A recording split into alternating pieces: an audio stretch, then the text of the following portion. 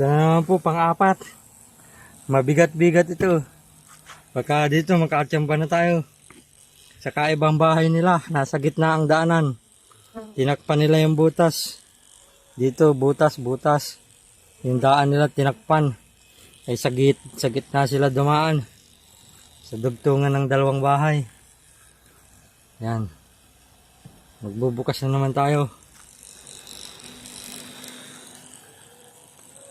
Ito naman, ang check natin.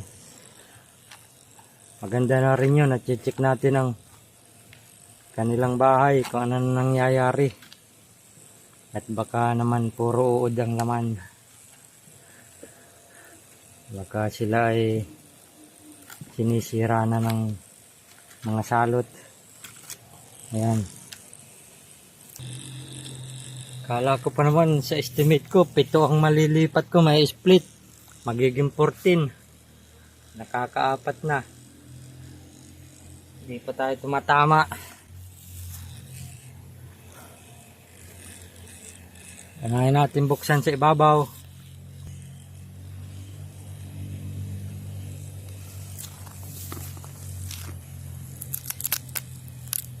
Kung tayo ay makakakuha.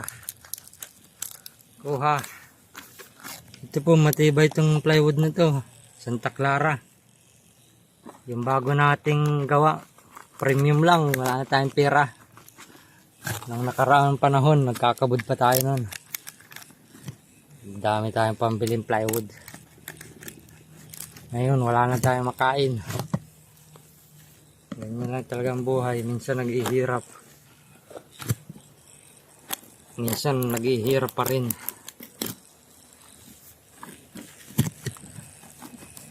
Yung mambubuyog, nakaranas rin ng taghirap. 5 buwang inulan ng inulan.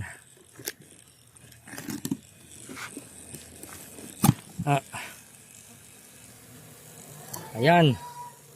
Mukhang maitlog sila dito. Dami nilang pulot. Puno na guys. Ayan, maitlog. Ano? Maitlogan sila oh. Ayan o. Ganda ng pagkagawa ng bahay nila. Kung lahat engineer katulad nito, ay wala nang labor.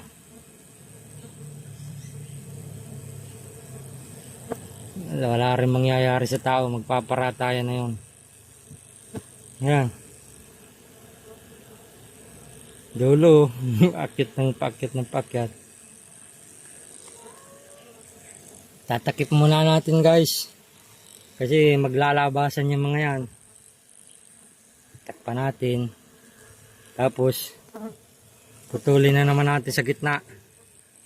Tingnan natin kung tayo ay may makukuhang ano. Ito, puno na rin. Ayan, malakas yan. Kahit itong hindi na natin ibalik sa bahay nila.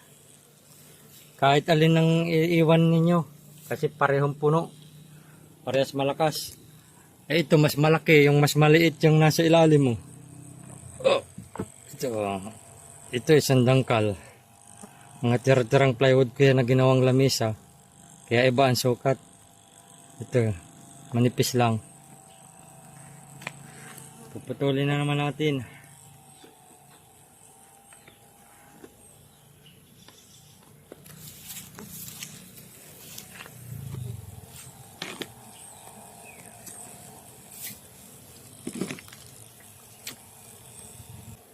Hindi pa tayo mag-harvest ng pulot. Kasi masisira lang bahay nila. Malamang sila ngayon ay nakakaani ng marami. Ay kung magagawa pa sila ng bahay, malaking abala yun sa kanila.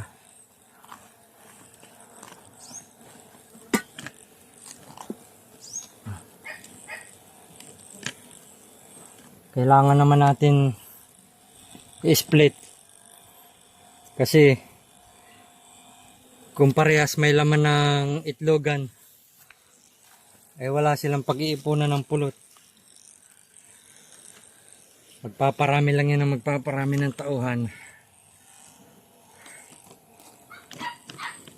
Kaya mas maganda kung dalawang itlogan nila ay paghiwalayin natin.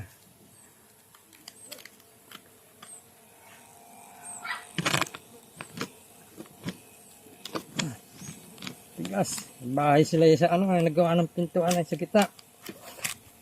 Naaway na ako ng bubuyog guys. Puno na yung costume ko sa loob.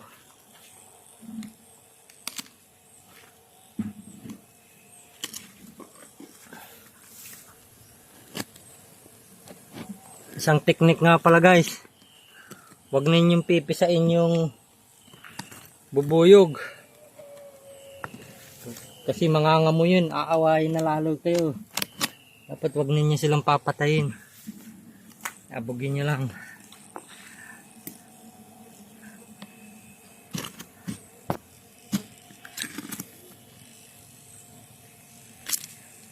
Yan. Naputol na, naputol na.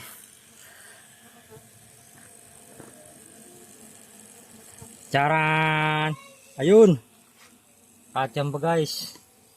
Mayroon silang itlog. Dito sa gitna, ayan o. Kung tingnan nyo itong pitanahin, may itlog rin dyan o. Hindi nyo pwedeng masyadong itagilid. Matataktak ang pulot nyan. Ayan. Papatang na natin sa isang takip.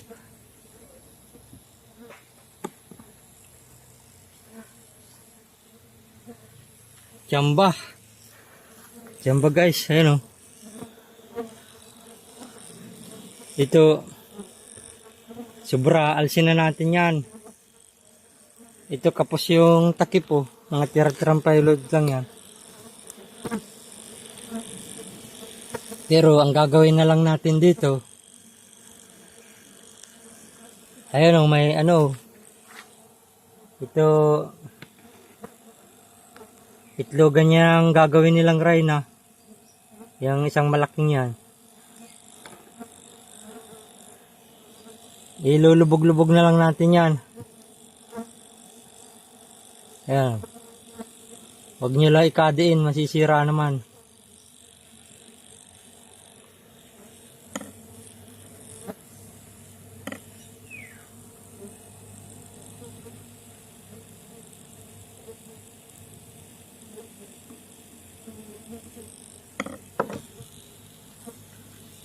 Ito walang butas yung ano, butasin na naman natin itong gitna. Wala silang daanan. Yung dating butas nila. Kaya pala guys, dito nagawa sa ano ng bahay, butas sila sa gitna kasi putol yung plywood, kapos. May siwang. Doon na sila naggawa ng daanan, malapad pa. Ito, patungan na lang natin ulit kasi magaling itong gumawa ng ano. Gagawin na lang natin itong hindi na sila taga-ipon ng pulot, taga multiplier na lang sila.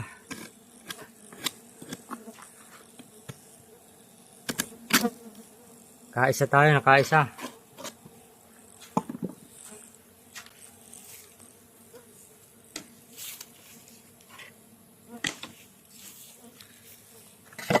Ito guys, ang bagong nilang bahayan.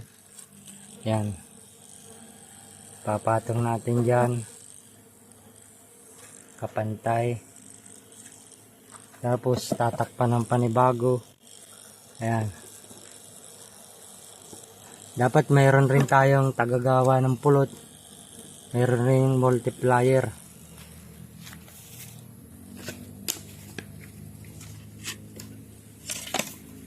Itong ipalit natin, walang pintura ito eh. Itong may pintura kasi para kahit mabasa ng ulan, tuloy-tuloy lang nahuhulog ang ulan. Yan. Itong ibabalik natin doon sa pinagkunan. Ito pwede naman nating i-split. Ilayo dun sa pinagkunan kasi ano yan, yung malakas naman na siya, kaya na niya mabuhay mag-isa.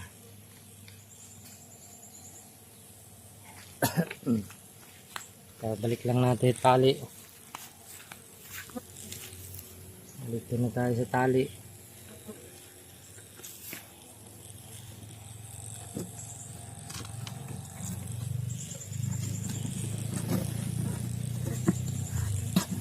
Maluwag na ang tanilang tali kasi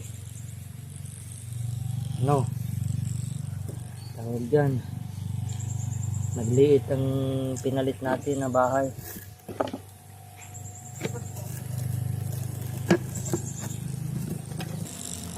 Okay na guys, wala tayong taga-video pagbalik ng bahay kasi